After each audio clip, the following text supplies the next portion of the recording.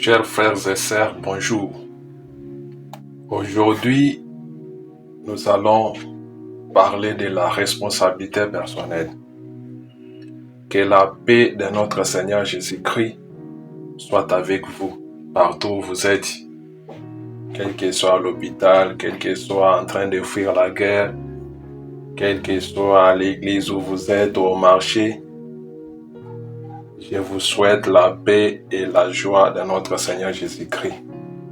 Dieu veut nous parler aussi aujourd'hui, comme la fois passée, comme on avait parlé des commandements de Dieu, les lignes de conduite que tout un chacun peut suivre, peut respecter, peut mettre en pratique pour être sauvé. Aujourd'hui, il vient encore nous parler de la responsabilité personnelle. Là, je m'en vais directement à l'Ancien Testament dans le livre du prophète Ézéchiel, chapitre 18. Dieu nous parle de la responsabilité personnelle. La parole de Yahweh me fit adresser à ce terme. Qu'avez-vous à répéter ces proverbes au pays d'Israël? Les pères ont mangé de raisin vert et les dents des fils ont été agacées.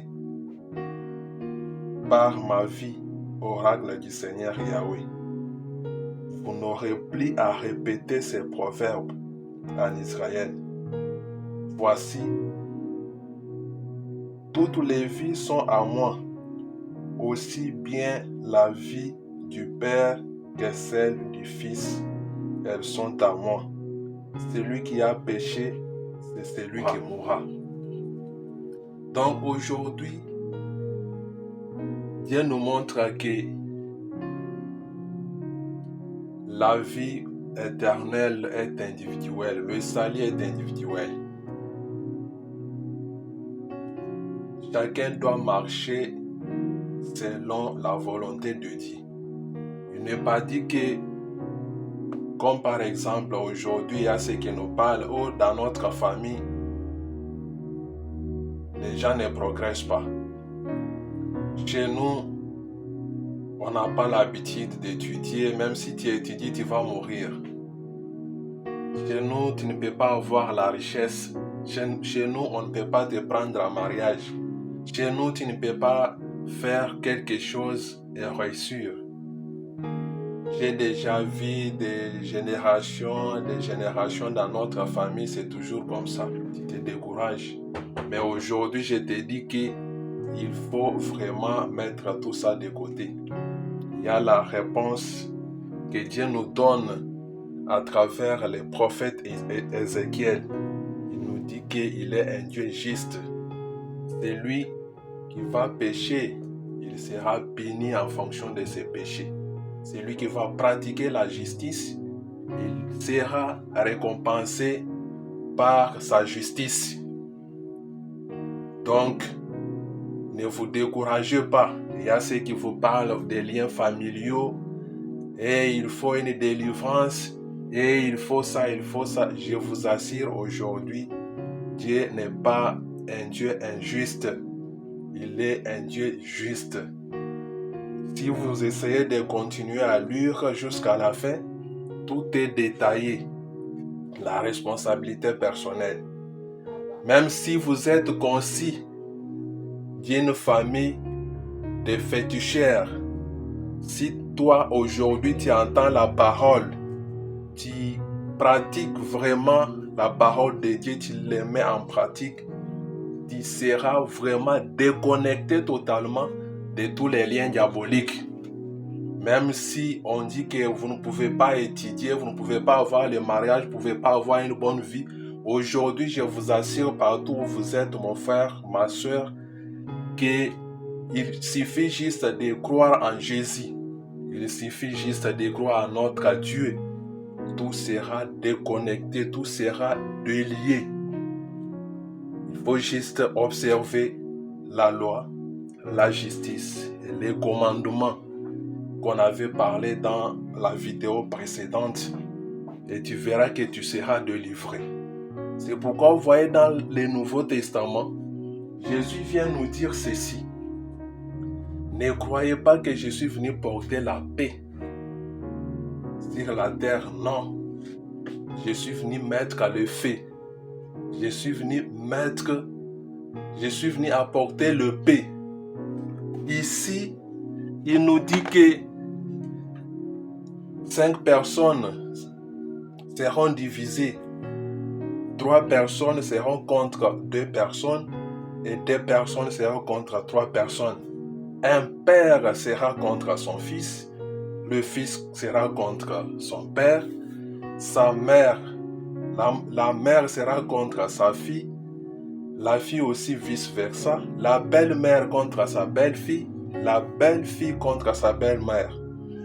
Cela signifie quoi ici? Jésus vient nous parler de quoi? Il vient nous parler de la responsabilité personnelle que nous avait parlé Ézéchiel dans l'Ancien Testament. Jésus vient aussi accomplir cette loi pour nous montrer que chacun est responsable de sa vie. Tu peux être là. Vous pouvez être dans une famille, vous allez trouver qu'il y a ceux qui sont liés à des pratiques, par exemple, de la sorcellerie. Ceux qui sont liés à des pratiques, par exemple, de fétichisme, d'autres de magie, de marabouts et autres. Si toi, tu prends l'engagement, aujourd'hui, après avoir entendu cette parole de Dieu, tu dis que non, aujourd'hui, moi, je ne dois plus adorer vos histoires-là. Je vais croire en Jésus. Donc, directement, tu es délivré. Directement, tu es déconnecté de tous les liens diaboliques de votre famille. C'est ce qu'on parle de feu. Donc, le feu là, ça c'est l'Esprit Saint qui va habiter en vous. Donc, il va te donner une force de détruire tous les liens qui seront à côté de toi. Tu vas sortir vainqueur dans cette famille-là. Mais la division qu'on nous parle ici, et le paix, c'est la parole de Dieu.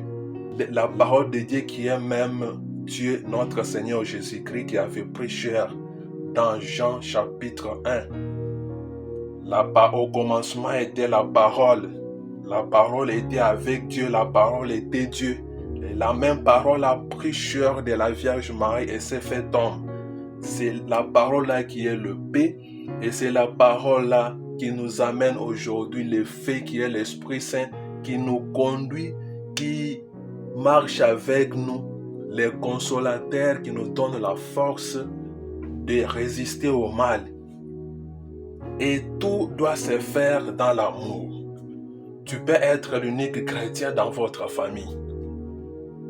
Qu'est-ce qui va faire que les autres qui ne partagent pas la même foi en Jésus-Christ avec toi peuvent laisser leurs mauvaises habitudes ou bien leurs fausses croyances pour te suivre?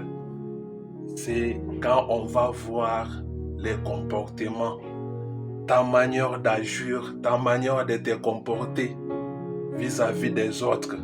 Est-ce que tu pratiques l'amour? Est-ce que tu fuis les péchés? Est-ce que tu respectes tes parents? Est-ce que tu es vraiment un modèle pour les autres? Est-ce que tu es le sel de la terre? Est-ce que tu es la lumière du monde dans les ténèbres? À ce moment-là, si tu pratiques ces choses, si tu suis vraiment la parole de Dieu, surtout la mettre en pratique, donc tu seras un modèle pour les autres. Tu seras vraiment le miroir pour les autres. À travers toi, plusieurs croiront à notre Seigneur Jésus-Christ et ils seront aussi sauvés. Parce qu'il n'est pas venu pour les justes, il est venu pour les injustes. Il est venu pour les pécheurs. Il est venu pour que tout le monde soit sauvé. Aujourd'hui, mes frères, mes sœurs, que cette division positive que Dieu nous demande doit se manifester par l'amour. Tu ne peux pas dire que moi je crois en Dieu, je ne peux pas vivre avec des païens. Je ne peux pas vivre avec par exemple, ceux qui sont les féticheurs ou bien ceux qui mènent une vie fausse, une vie qui ne reflète pas la vie de Dieu. Non. Notre Seigneur Jésus dit, aimez-vous les uns les autres comme moi je vous ai aimé. Comme lui est amour, tu dois aussi pratiquer cet amour vis-à-vis des autres. Tu dois montrer que Jésus, notre Seigneur, n'a pas de limite. Il est venu pour tout le monde. Même les païens, si tu crois aujourd'hui, si tu prends la décision de suivre Jésus, tu seras sauvé par le même Seigneur Jésus-Christ, par son sang précieux. Un sang qui a le pouvoir de rendre ce qui était noir, ça devient blanc dans le sang. Et si nous pratiquons ça du jour le jour dans notre vie, le monde sera meilleur. Et nous allons faire tout avec objectif général pour la gloire de Dieu et le salut du monde. Pas pour notre gloire. Parce qu'il faut que notre Jésus-Christ, notre Dieu soit toujours glorifié de génération en génération et sur tous les coins de la terre. Et avec comme objectif spécifique le salut du monde. Qu'un jour que nous puissions trouver la vie éternelle. Qu'un jour nous puissions nous retrouver avec notre Seigneur Jésus-Christ face à face pour chanter sa louange ensemble avec les anges, les archanges, avec tous les saints qui nous ont déjà précédés. Je vais finir par 1 Corinthiens chapitre 13. Là, on nous parle de l'amour, la charité. On nous montre que si tu n'as pas l'amour, donc tu n'es rien. Tu peux faire tout, tu peux donner même toute ta vie pour les autres, mais si tu n'as pas l'amour, tu n'as rien vraiment. Tu peux même prendre tous tes biens, donner aux pauvres. Tu peux même prêcher comme je prêche aujourd'hui à travers l'Esprit Saint. Tu peux prophétiser, tu peux faire des miracles. Mais si tu n'as pas l'amour, mon frère, ma soeur, tout c'est rien. Aujourd'hui, je vous parle, quand on parle de l'amour ici, quand on insiste dans 1 Corinthiens chapitre 13, on parle de notre Dieu. Dieu est amour. C'est le seul mot qui se répète maintes fois dans la Bible. Notre Dieu est amour. Si vous n'avez pas Dieu en vous, celui qui a Dieu doit respecter ses commandements. Et ses commandements, c'est quoi?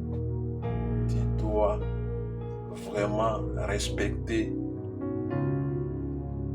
tes parents. Tu dois vraiment... Tu ne peux pas parler mal contre les autres. Tu dois honorer l'unique Dieu, le Sauveur, Seigneur Jésus-Christ. Tu dois vraiment parler rien que la vérité. Tu ne peux pas entrer dans des réunions pour parler mal contre les autres. Et avec cet amour, je crois qu'avec notre Dieu en nous, et nous en lui, les anges vont trouver aussi la place à côté de nous pour nous protéger. Que la paix du Christ Seigneur Jésus-Christ, la joie puisse être avec vous partout où vous êtes. Que cette parole vous transforme. Que nous puissions aujourd'hui mener une vie meilleure selon sa parole. Nous vous disons Amen et soyez bénis partout où vous êtes.